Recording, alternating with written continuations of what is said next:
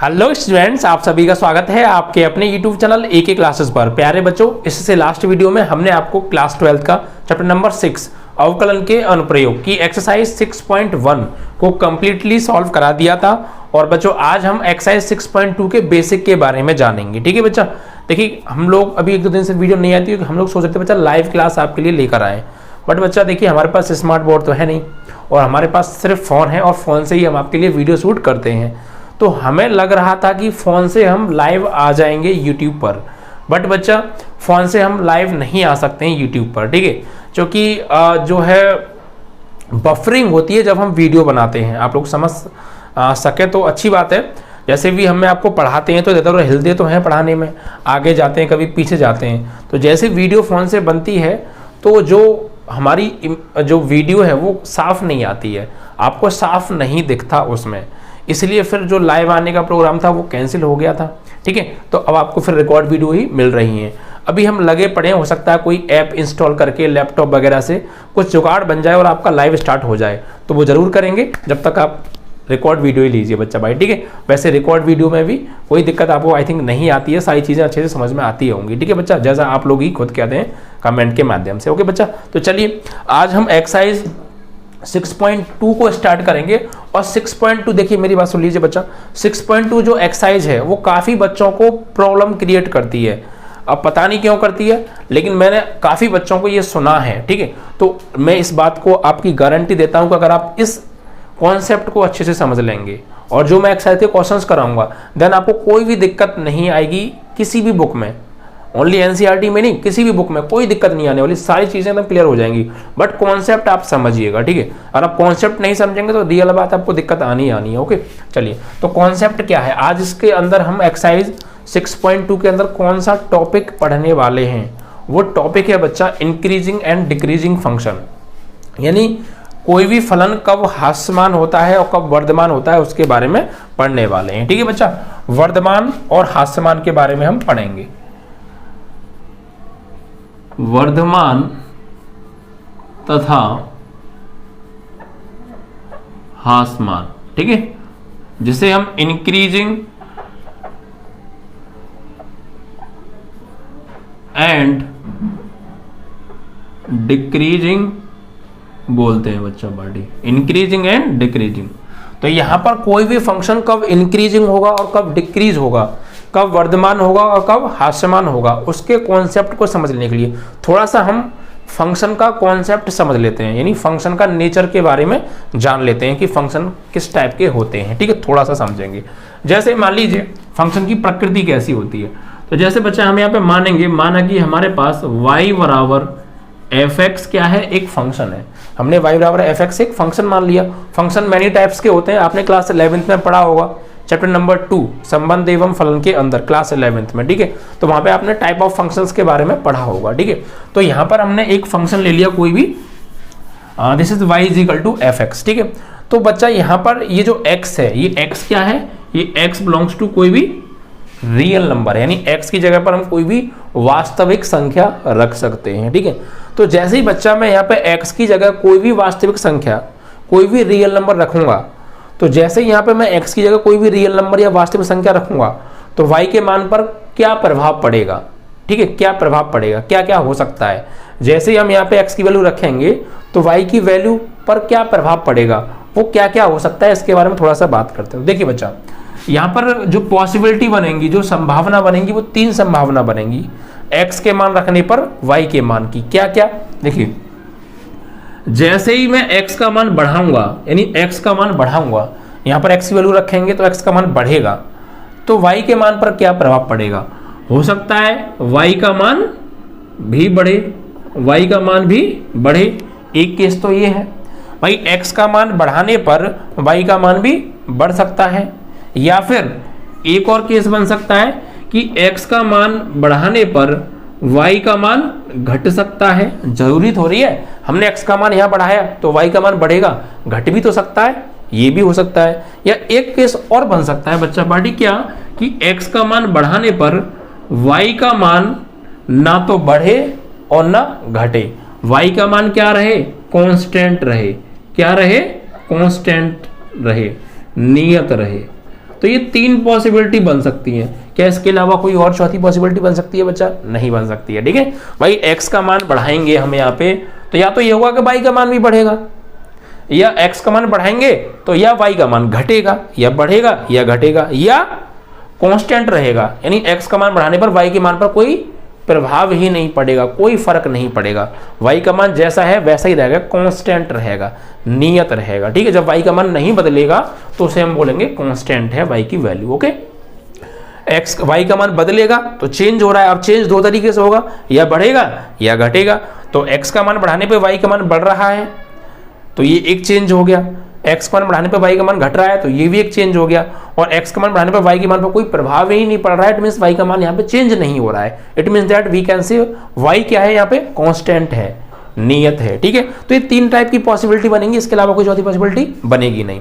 अब बच्चा इसी चीज को हम ग्राफ में कन्वर्ट करेंगे, यानी ऐसे ही यहाँ पर हमें डिफरेंट टाइप के ग्राफ्स मिलेंगे। ठीक है, और उन डिफरेंट टाइप के ग्राफ्स पर वाई की वैल्यू का क्या इफेक्ट रहेगा वो चीज हम देखने वाले हैं। ठीक है बच्चा, और हम इसको फिर ग्राफ के माध्यम से भी आपको समझाएंगे। ओके, किसके माध्यम से? ग्राफ के माध्यम से। तब हम वहां पे पता कर पाएंगे जेन्युइनली कि y के मान पर क्या इफेक्ट हो रहा है, फंक्शन कहां पर वर्धमान है और कहां पर ह्रासमान है। ठीक है बच्चा पार्टी, तो इन 3 पॉसिबिलिटी को लेते हुए आइए हम थोड़ा सा ग्राफ के माध्यम से समझते हैं, और ध्यान से समझिएगा सारी चीजें बच्चा पार्टी। ठीक है, देखिए हम यहाँ पे कुछ ग्राफ ले लेते हैं। ठीक है, जैसे बच्चा पार्टी एक मेरे पास ग्राफ है कुछ इस टाइप से। ठीक है, ये आपका है एक्स एक्सिस, ये आपका वाई एक्सिस है। ठीक है, और हमने कोई इंटरवल लिए, इंटरवल तो आप समझते हैं ना, अंतराल, क्लास 11th में पढ़े होंगे बच्चा आपने, ये अंतराल, इंटरवल जिन्हें हम बोलते हैं। इंटरवल 3 टाइप के पढ़े होंगे आपने, एक तो ओपन इंटरवल, एक क्लोज इंटरवल, और एक सेमी ओपन, सेमी क्लोज, या सेमी क्लोज सेमी ओपन। ठीक है, ये एक ही बात है, थोड़ा सा इंटरवल आपस में इंटरचेंज हो गए बस। ठीक है, तो इन्हें बोलते हैं ओपन इंटरवल, ओपन इंटरवल। ठीक है, इन्हें क्लोज इंटरवल बोलते हैं, इन्हें सेमी ओपन, सेमी क्लोज, या सेमी क्लोज सेमी ओपन। ठीक है, अर्ध विवृत और अर्ध संवृत अंतराल। ठीक है, इसे विवृत बोलते हैं, इसे संवृत बोलते हैं। अब इसका मतलब क्या है ये समझिए, जैसे मान लीजिए ये ओपन इंटरवल a, b है, तो इसका मतलब बच्चा ये होता है कि हम a को भी नहीं ले सकते और b को भी नहीं ले सकते, हम a को भी नहीं ले सकते और b को भी नहीं ले सकते, a और b के बीच में जितनी भी वैल्यू है उनको हम ले सकते हैं। ये इंटरवल का मतलब होता है, ओपन इंटरवल का मतलब। ठीक है, ओपन इंटरवल मींस जो कोने वाली वैल्यू है उनको नहीं ले सकते, उनके बीच की वैल्यू ले सकते हैं।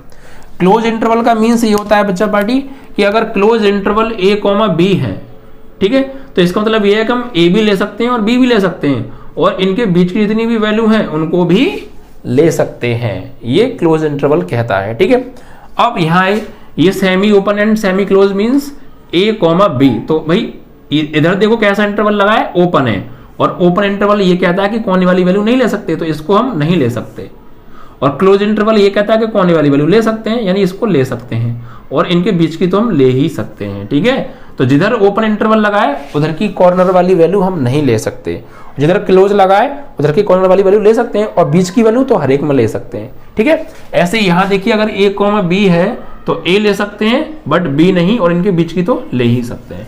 ये इन इंटरवल का मतलब है, थोड़ा सा मैंने आपको समझा दिया क्योंकि यहाँ पर इंटरवल का यूज होना है। तो इस एक्सरसाइज में पर्टिकुलर बेसिकली इस एक्सरसाइज के अंदर ज़्यादातर इंटरवल्स का यूज होगा, तो आपको नहीं पता होगा तो प्रॉब्लम्स आएगी। ठीक है, और क्लास 11 में आपने डीपली पढ़ लिया होगा, मैंने थोड़ा सा बता दिया है आपको। ठीक है, चलिए अब देखिए सपोज दैट हमारे पास एक इंटरवल है यहाँ पे a और b, और a और b के इंटरवल के बीच में हमारे पास कोई फंक्शन था y = f(x). ठीक है, और यहाँ पर हमने इसका ग्राफ बनाया, तो सपोज दैट इसका ग्राफ कुछ इस तरीके से बना बच्चा पार्टी, कुछ इस तरीके से, सपोज दैट दिस इज ये। ठीक है, ये इस फंक्शन का मान लीजिए यहाँ पे ग्राफ बना। ठीक है, या ऐसा भी बन सकता है, दूसरा टाइप ये वाला, सपोज दैट ये एक एक्सिस है आपकी, ये एक्स एक्सिस है और ये वाई एक्सिस है, और यहाँ पर इंटरवल a है और यहाँ पर इंटरवल b है। तो यहाँ पर मान लीजिए फंक्शन कुछ इस टाइप से, इसका जो ग्राफ है वो कुछ इस टाइप से बना कि सपोज दैट ऐसे,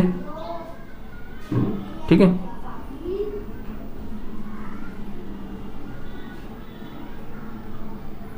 कुछ ऐसे बना, ठीक है।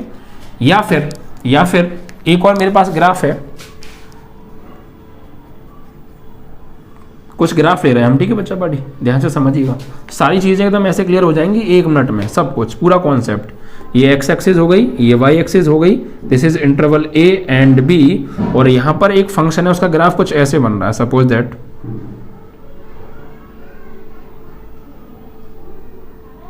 इस तरीके से, ठीक है। एक और हम ग्राफ ले लेते हैं यहां पे, ठीक है। This is X axis and Y axis, this is interval A and B. यहां कुछ ग्राफ ऐसे बन रहा है,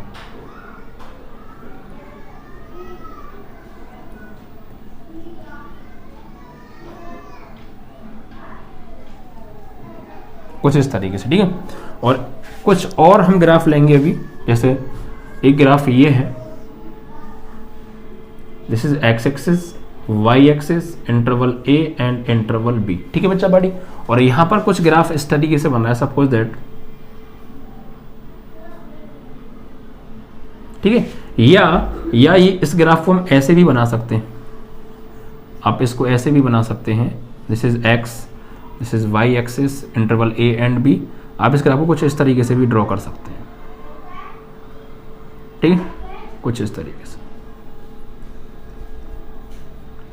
बस इन ग्राफों को अगर आप समझ गए ना, कॉन्सेप्ट क्लियर, कुछ इस तरीके से, ठीक है बच्चा बड़ी। ये कुछ ग्राफ हैं, और एक और हम ले लेते हैं, चलो, X axis, Y axis, this is interval A and B, ठीक है। ये है, इन ग्राफों को आप ध्यान से समझिए। इन ग्राफों को अगर आप समझ गए तो आपका पूरा बेसिक कंप्लीट, ठीक है, एक ही इसी वीडियो में। देखिए समझिए बच्चा पार्टी, हमने यहाँ पे कुछ ग्राफ बनाई, और यहाँ पर हमने ग्राफ में क्या देखा कि ये उस फंक्शन का ग्राफ है, ये उस फंक्शन का ग्राफ है, इसका मान लीजिए, और इसका ग्राफ मान लीजिए ऐसा बना। तो यहाँ पर क्या हो रहा है, यहाँ पर देखिए बच्चा पार्टी, गौर से देखिए कि ये जो इसका जो ग्राफ है ये बढ़ रहा है, ये क्या हो रहा है, बढ़ रहा है। देखो ये क्या हो रहा है, बढ़ रहा है लगातार, ये लगातार बढ़ रहा है। जैसे ही हम यहाँ पे x की वैल्यू बढ़ा रहे हैं, x की वैल्यू बढ़ा रहे हैं, वैसे ही यहाँ पर y की वैल्यू भी क्या हो रही है, बढ़ रही है। बढ़ रही है नहीं बढ़ रही है, गौर दीजिए। जैसे जैसे हमने x की वैल्यू बढ़ाई, जैसे जैसे हमने x की वैल्यू बढ़ाई, पहले x की वैल्यू यहाँ थी तो ये ग्राफ यहाँ था, फिर हमने x की वैल्यू बढ़ा के यहाँ लाए तो ये ग्राफ यहाँ आ गया, फिर हम x की वैल्यू बढ़ा के यहाँ पर लाए तो ये ग्राफ यहाँ आ गया, जैसे हम यहाँ पर लेके आए तो ये ग्राफ यहाँ आ गया। तो जैसे जैसे x की वैल्यू बढ़ रही है वैसे वैसे y की वैल्यू भी यहाँ पे बढ़ रही है। क्लियर है ये वाली बात, समझ में आई। अब आगे आते हैं इस ग्राफ में। देखिए इस ग्राफ में देखिए, जैसे जैसे हम x का मान बढ़ा रहे हैं तो यहाँ तक तो y का मान बढ़ रहा है, यहाँ तक देखो, यहाँ से लेके यहाँ तक तो y का मान भी बढ़ रहा है। देखो जैसे जैसे हमने x की वैल्यू बढ़ाई तो y की वैल्यू भी बढ़ती गई या नहीं बढ़ती गई। तो जैसे जैसे हमने x की वैल्यू बढ़ाई वैसे वैसे y का मान भी क्या हो रहा है, बढ़ रहा है। यानी ये ग्राफ ऊपर की ओर स्टीप कर रहा है, y की दिशा में, y x की दिशा में ऊपर की ओर बढ़ रहा है। ठीक है, तो मतलब y बढ़ रहा है। भाई y कैसे बढ़ेगा, भाई x का मान हमने इधर बढ़ाया तो y का मान ऊपर की ओर बढ़ना है, तो बढ़ तो रहा है, ग्राफ ऊपर जा रहा है, मतलब y का मान बढ़ता जा रहा है। पहले y का मान यहाँ था, फिर y का मान यहाँ हो गया, फिर y यहाँ हो गया और यहाँ हो गया, तो y का मान भी ऊपर की ओर बढ़ता जा रहा है जैसे जैसे हम x बढ़ा रहे हैं। सिमिलरली यहाँ देखिए बच्चा बड़ी, जैसे जैसे x हम बढ़ा रहे हैं वैसे वैसे y का मान भी बढ़ रहा है। ठीक है, तो यहाँ तक तो y का मान बढ़ा, यहाँ तक तो y का मान बढ़ा, उसके बाद फिर यहाँ से y का मान नहीं बढ़ा, जैसा था वैसा ही रहा। तो यहाँ पर y का मान बढ़ा नहीं, y का मान कांस्टेंट रहा। यहाँ पे y का मान क्या रहा, कांस्टेंट रहा। जैसे जैसे हमने x का मान बढ़ाया तो y का मान यहाँ से यहाँ तक तो बढ़ा, लेकिन यहाँ से यहाँ तक y का मान क्या है, कांस्टेंट है, नियत है, ना तो बढ़ा ना घटा। ठीक है, और फिर यहाँ के बाद फिर देखिए फिर आगे y का मान फिर से बढ़ने लग गया। ठीक है, तो यहाँ पर इस तरीके हमें मिले। ऐसे ही सपोज दैट यहाँ पर देखिए बच्चा बड़ी, यहाँ पर जैसे जैसे हमने x का मान बढ़ाया, यहाँ पर हम x का मान बढ़ा रहे थे, यहाँ पर x का मान था तो ग्राफ था ये। जैसे जैसे हम x का मान बढ़ाते गए वैसे वैसे ये ग्राफ जो है घटता गया, नीचे की ओर आता जा रहा। देखिए गौर दीजिए ना, आप लोग ध्यान दीजिए, यहाँ पर x की वैल्यू कम होगी तो ग्राफ यहाँ है, गौर दीजिए, y की वैल्यू यहाँ है। लेकिन जैसे हम x की वैल्यू आगे की ओर बढ़ाएंगे, मान लीजिए यहाँ पर लेके आए तो y की वैल्यू घट के कहाँ आ गई, यहाँ आ गई लगभग।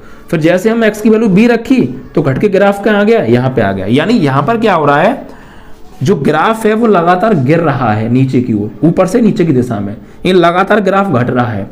x की वैल्यू कम थी भाई, ये 0,0 बिंदु होता है, x की वैल्यू a थी तो y का ग्राफ ये था, लेकिन जैसे हमने x की वैल्यू बढ़ाई तो ग्राफ नीचे की ओर आ गया। मतलब जैसे जैसे x का मान बढ़ रहा है वैसे वैसे यहाँ पर ग्राफ जो है वो घट रहा है, यानी y का मान भी घट रहा है। यहाँ पर क्या है, y का मान भी घट रहा है। तो एक केस ये हो गया, ठीक है, कि हमने x का मान बढ़ाया तो y का मान घट गया। ओके, एक केस ये है, इसको देखिए बच्चा पार्टी, यहाँ पर हम जैसे जैसे x को बढ़ा रहे हैं तो जब x की वैल्यू a थी तो ग्राफ y का ये था, फिर जैसे जैसे हमने x की वैल्यू बढ़ाई तो यहाँ से देखो ये वाला, ये जो y का मान है ये घटने लगा, यानी ग्राफ जो है गिरने लगा, ग्राफ घट रहा है ना नीचे की दिशा में। फिर कुछ देर के लिए यहाँ तो y का मान घटा है, लेकिन यहाँ पर देखिए यहाँ y का मान नियत रहा है, यहाँ पर y का मान क्या है, कांस्टेंट है। ठीक है, समझ पा रहे हैं ना आप लोग, यहाँ पर जो y का मान है वो कुछ देर के लिए कांस्टेंट भी रहा है, यानी यहाँ से तो यहाँ तक y का मान वो जो ग्राफ है वो गिरा है, और यहाँ से यहाँ तक y का जो ग्राफ है वो कांस्टेंट रहा है, नियत रहा है, और फिर यहाँ से लेके यहाँ तक फिर y का मान जो है गिरने लगा है। सॉरी, यहाँ पे मैं सिंबल गलत लगा दिया, ये गिर रहा है तो सिंबल कुछ इस तरीके से हम शो कर रहे हैं गिरने को। ठीक है, तो यहाँ पर आपने तीन चीजें देखी, जैसे जैसे हमने x का मान बढ़ाया वैसे वैसे y का मान गिरा, ग्राफ घटा, फिर कुछ देर के लिए नियत रहा, ना तो बढ़ा ना घटा, और फिर नीचे गिरने लगा। ठीक है, अब यहाँ पर आइए, यहाँ आपको क्या देखने को मिल रहा है, ये चीजें मैं समझा रहा हूँ वो आप समझ तो पा रहे हैं ना, बस इनको समझ जाओ, क्लियरिंग की तरह क्लियर हो जाएगा सब कुछ। ध्यान से देखिए बस, यहाँ गौर दीजिए बच्चा पार्टी,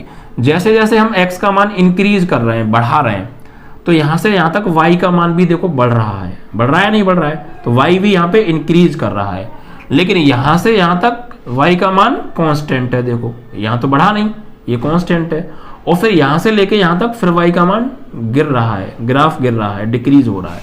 ठीक है, तो तीन, और वही चीज यहाँ देखने को मिलेंगी तुम्हें, जैसे जैसे हम x का मान यहाँ बढ़ा रहे हैं, यहाँ तो देखो यहाँ से यहाँ तक y का मान जो है नीचे की ओर गिर रहा है, ग्राफ y का मान गिर रहा है, यहाँ y कांस्टेंट है, और यहाँ से ये इधर जाए देखें तो y का मान बढ़ रहा है। ठीक है, तो ये दोनों चीज एक ही है। ये डायग्राम दो तरीके से बन सकता था, इसलिए मैं दो तरीके से बना दिया, लेकिन बात एक ही है। ठीक है, इसमें भी देखो बढ़ा घटा, बढ़ा घटा, सॉरी बढ़ा फिर कांस्टेंट रहा फिर घटा, यहाँ पे देखो घटा कांस्टेंट रहा फिर बढ़ा, यानी वही चीज हो रही है। ठीक है, और इस ग्राफ में देखिए कभी कभी ऐसा भी होता है कि हम जैसे x का मान बढ़ाते हैं तो y के मान पे कोई फर्क ही नहीं पड़ता है, कांस्टेंट रहता है, तो यहाँ पे y क्या है, कांस्टेंट है। ठीक है, तो इस टाइप की पॉसिबिलिटी हो सकती थी, और इस टाइप की पॉसिबिलिटी के ग्राफ भी यहाँ पे बन सकते थे। इनका मतलब आप समझ गए। अब गौर दीजिए बच्चा पार्टी, गौर दीजिएगा है, गौर दीजिएगा बच्चा थोड़ा सा। यहाँ पर देखिए जैसे जैसे हमने x का मान बढ़ाया था y का मान भी बढ़ रहा था, तो जब y का मान सिर्फ बढ़े, x का मान बढ़ाने पर y का मान सिर्फ बढ़े, कुछ और ना हो, सिर्फ बढ़े, तो उस स्थिति में हम बोलते हैं कि जो फलन है वो निरंतर वर्धमान है। फलन क्या होगा, फलन निरंतर वर्धमान होगा। जो फलन है उसे हम बोलेंगे निरंतर वर्धमान है, निरंतर वर्धमान है। ठीक है, और इसे इंग्लिश में बोलते हैं इंक्रीजिंग, वो स्ट्रिक्टली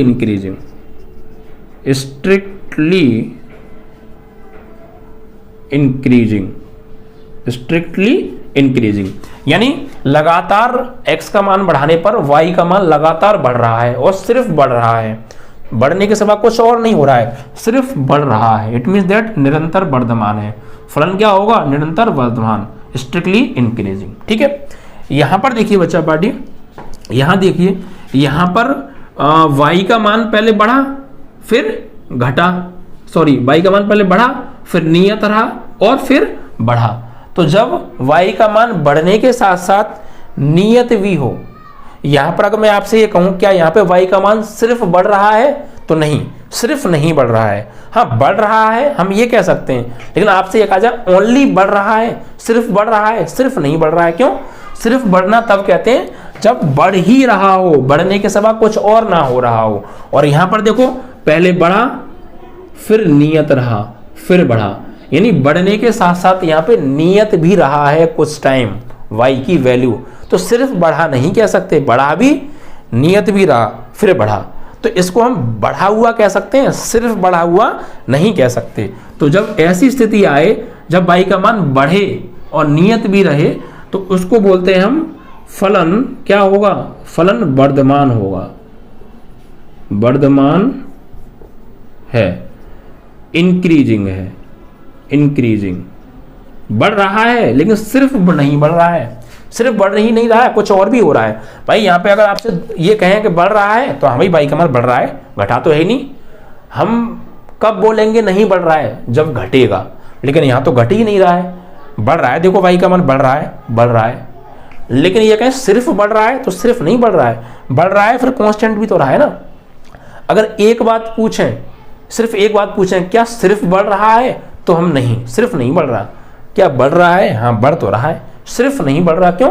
क्योंकि सिर्फ बढ़ना तब कहा जाता है जब लगातार ग्राफ बढ़ रहा हो। यहाँ लगातार बढ़ नहीं रहा है, पहले बढ़ा फिर कांस्टेंट रहा फिर बढ़ा, तो यहाँ बढ़ रहा है बट लगातार नहीं बढ़ रहा है। तो लगातार बढ़ेगा इसीलिए हमने यहाँ पे निरंतर स्ट्रिक्टली वर्ड जोड़ा, बट यहाँ लगातार नहीं बढ़ रहा है, सिर्फ बढ़ रहा है, इसलिए हमने यहाँ पे निरंतर वर्ड नहीं जोड़ा है, स्ट्रिक्टली वर्ड नहीं ऐड किया। ठीक है, चलिए अब यहाँ पर आते हैं बच्चा पार्टी। इसमें देखिए बच्चा पार्टी, यहाँ गौर दीजिएगा, यहाँ पर जैसे जैसे x का मान बढ़ रहा है y का मान घट रहा है। क्या हो रहा है? सिर्फ घट रहा है, घटने के सिवा कुछ और भी हो रहा है नहीं, सिर्फ घटता ही जा रहा है। तो ऐसी स्थिति में जब x का मान बढ़ाने पर y का मान घटता जाए, ग्राफ गिरता जाए, सिर्फ घटता जाए, तो ऐसी स्थिति में बोलते हैं फलन, फलन निरंतर ह्रासमान होगा, ह्रासमान होगा, जिसे हम स्ट्रिक्टली डिक्रीजिंग, स्ट्रिक्टली डिक्रीजिंग भी कहते हैं। ठीक है, क्योंकि यहां पे सिर्फ घट रहा है, कांस्टेंट भी नहीं है। यहां हम लोग देखें तो जैसे जैसे x का मान बढ़ रहा है तो पहले y का मान घटा, ग्राफ गिरा देखो, और फिर कुछ टाइम के लिए नियत रहा और फिर घटा। तो यहां पर अगर आपसे ये कहें क्या सिर्फ y का मान घट रहा है, तो नहीं, सिर्फ घट नहीं रहा है भाई, यहाँ पे दो बातें हो रही हैं, घट रहा है फिर कांस्टेंट है और घट रहा है। तो अगर ये कहें सिर्फ घट रहा है तो सिर्फ घट तो यहाँ रहा था, यहाँ घटने के साथ साथ कुछ और भी हो रहा है, तो हम इसे सिर्फ घट रहा है नहीं कह सकते, घट रहा है कह सकते हैं, सिर्फ घट रहा है नहीं कह सकते। तो ऐसी स्थिति में इसको बोलेंगे ह्रासमान फलन, ह्रासमान फलन, डिक्रीजिंग फंक्शन, डिक्रीजिंग फंक्शन। ठीक है, अब यहां आइए, यहां पर क्या हो रहा है देखो, यहां पर क्या है, यहां पर जैसे जैसे x का मान बढ़ाया तो पहले y का मान बढ़ा, फिर कांस्टेंट रहा और फिर घटा। तो यहां पर अगर हम क्या कहें, यहां पर देखो बढ़ा भी, कांस्टेंट भी रहा और क्या घटा भी। तो ऐसी स्थिति जब y का मान बढ़े भी, कांस्टेंट भी रहे और फिर घटे भी, तीनों स्थितियां आ जाएं। भाई यहाँ क्या थी, सिर्फ एक स्थिति थी, क्या कि y का मान सिर्फ बढ़ रहा है। यहाँ दो स्थितियां थी, y का मान बढ़ा, कांस्टेंट रहा फिर बढ़ा। तो बढ़ा और कांस्टेंट दो ही तो स्थितियां नहीं, एक तो बढ़ने की और एक कांस्टेंट की। ठीक है, यहाँ पर सिर्फ एक स्थिति थी, सिर्फ घट रहा था, यहाँ पर भी फिर से दो स्थितियां आ गई, घटा कांस्टेंट घटा, यानी घटा और कांस्टेंट। और यहाँ पर देखो तीन स्थितियां आ रही हैं, पहले बढ़ा फिर कांस्टेंट रहा फिर घटा। तो जब भी कभी ऐसी स्थिति आ जाए जहां तीनों स्थितियां पाई जाए, ऐसे यहाँ देखो पहले घटा फिर कांस्टेंट रहा फिर बढ़ा, तो दोनों ग्राफों में तीनों स्थितियां पाई जा रही हैं। जब भी कभी ऐसी स्थिति आ जाए तो हम बोलेंगे कि जो फलन है वो ना तो वर्धमान है, ना तो वर्धमान है और ना ह्रासमान है, ना वर्धमान और ना ह्रासमान, क्योंकि बढ़ा भी, कांस्टेंट भी रहा फिर घटा भी, तो ना बढ़ा ना घटा, कोई फर्क नहीं पड़ा। यानी नीदर इंक्रीजिंग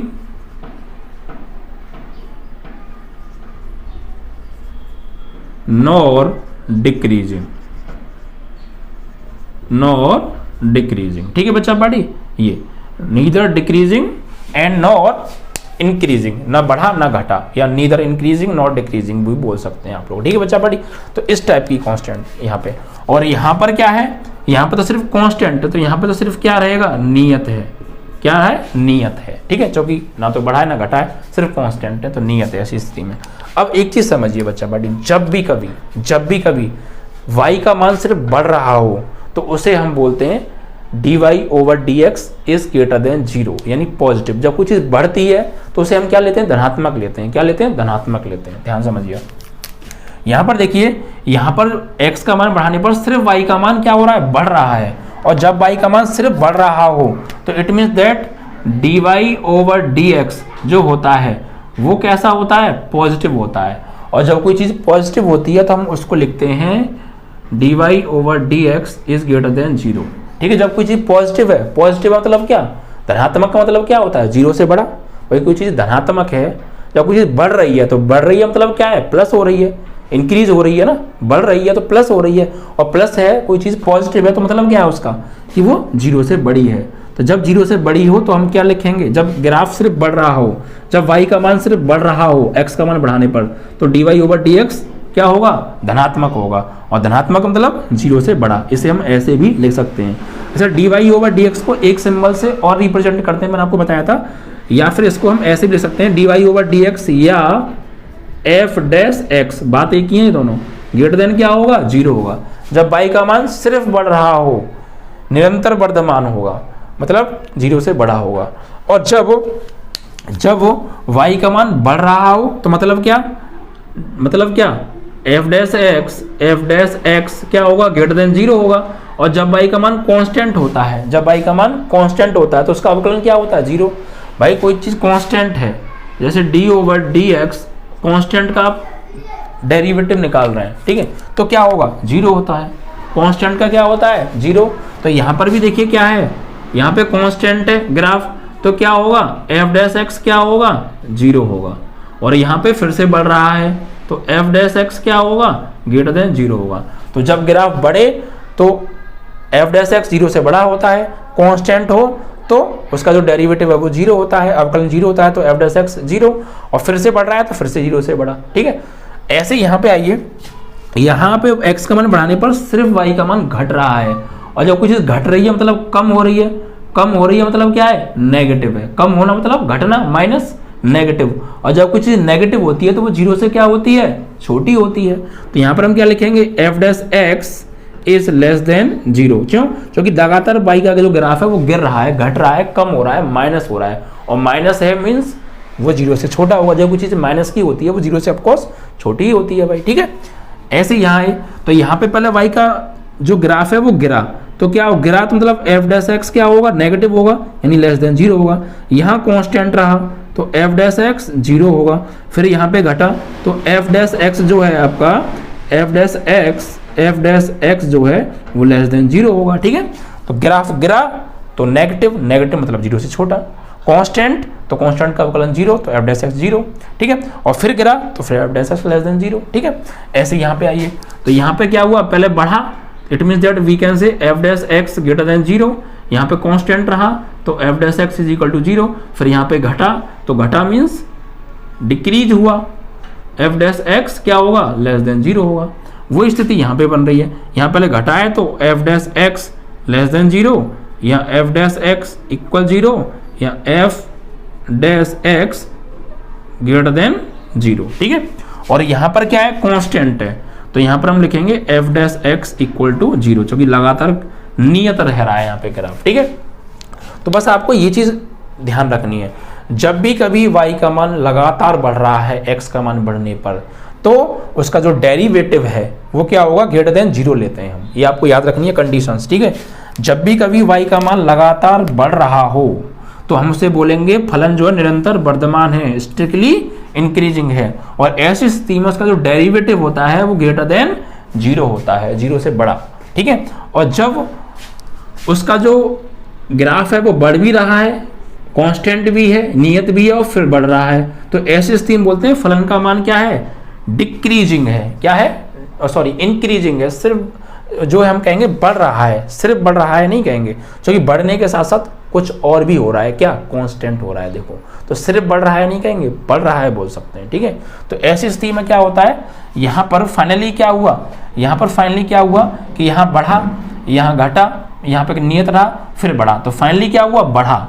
फाइनली क्या हुआ, बढ़ा, तो हम लिखेंगे एफ डैश एक्स इज देखिए दो चीज ध्यान दीजिएगा, यहाँ पर कहीं भी कांस्टेंट नहीं था, कांस्टेंट नहीं था, सिर्फ बढ़ रहा था, तो हमने ग्रेटर देन 0 लिया।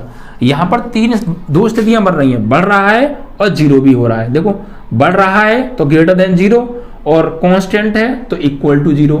तो यहाँ पर दो सिंबल आएंगे फाइनली यहाँ पे दो सिंबल आएंगे, ध्यान रखिएगा।